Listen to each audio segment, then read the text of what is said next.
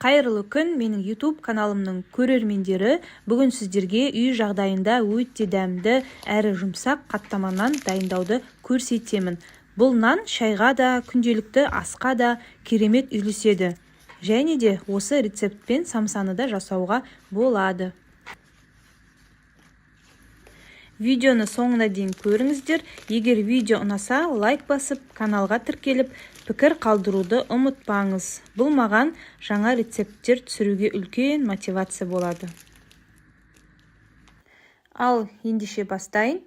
Бізге ең алдымен 350 грамм міндетті түрде електен өткен ұн қажет болады. 90 мл, яғни 90 грамм су, 1 жұмыртқа, тұз, ашытқы қажет болады. Тұз бен ашытқы суда тез еру үшін суды жылы қылып аламыз. Тұз бен ашытқы еру үшін жақсылап осылай араластырып аламыз. 1 жұмыртқаны салып, жаңағы дайын жылы суымызбен жұмсақ қамыр илейміз.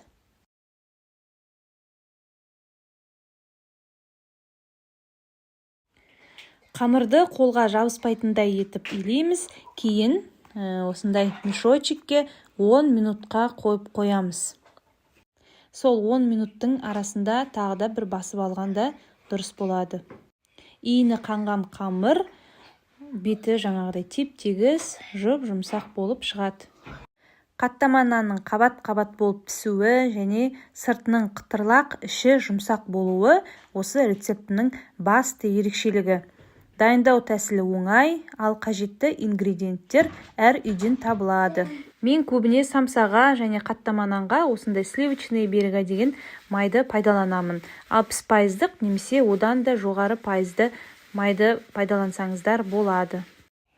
Қамырды 2 бөлікке бөліп алдым. Біреуін жуамен дайындаймын, ал екіншісін жай майдың өзімен ораймын.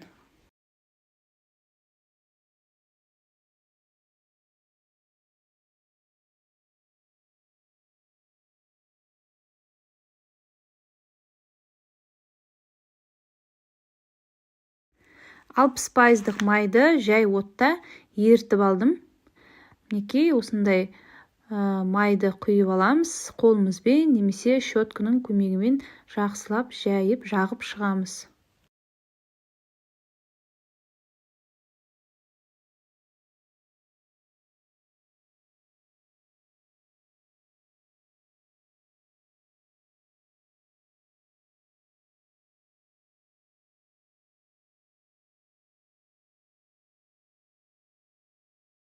Мінекей бірінші нан дайын болды.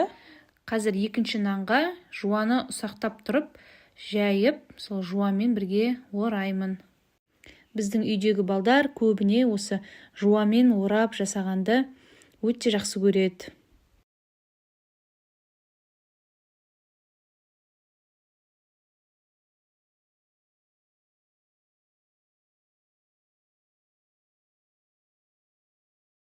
Мінекей екіншісі де дайын болды. Нанды жайғанда да мықты жұқа қылмай, немесе қатты қалың қылмай, мінекей дастарханның узоры көрінетіндей қылып жайсаңыздар жеткілікті. Мінекей тағы да майды құйып, қазір қолыммен барлық жеріне жағып шығамын. Көбіне осы қаттама нан болсын, самса болсын, оның жұмсақ қытырлақ болуы осы майдың түріне де байланысты. Негізі жоғарғы процентті майды пайдалансаңыздар, самса, қаттама нандарыңыз жұмсақ қытырлақ болып піседі. Мінекей екіншісі де дайын болды. Бұл жуамен жасаған.